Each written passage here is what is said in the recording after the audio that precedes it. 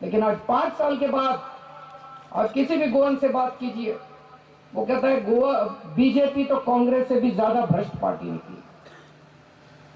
दोनों, जैसा मैंने कहा, दोनों के अंदर सेटिंग है।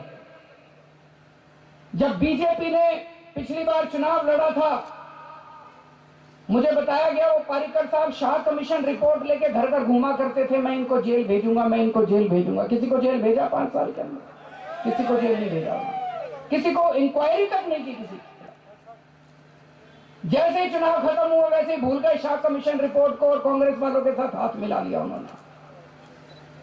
और 5 साल के अंदर बीजेपी वालों ने इतनी गड़बड़ करी, इतनी गड़बड़ करी, कांग्रेस वालों ने कभी भी ऑपोजिशन का काम नहीं किया।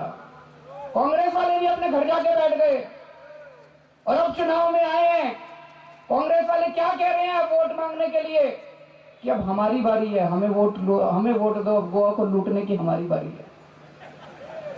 5 साल इनकी बारी, 5 साल उनकी बारी, 5 साल इनकी बारी, 5 साल उनकी बारी। इसको खत्म करना है दोस्तों, और वो 4 फरवरी का चुनाव इस बार इनके फ्रेंडली मैच को खत्म करने वाला है। और इसलिए दोनों पार्टियां घबराई हुई हैं और दोनों ने पीछे सेटिंग कर लिया इस बार कि चाहे बीजेपी जीत जाए, कांग्रेस जीत जाए, ये आम आदमी पार्टी को नहीं जीतने देना किसी भी हालत में।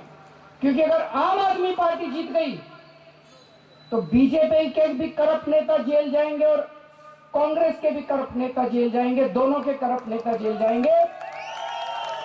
इसलिए दोनों ने हाथ मिला लिया है।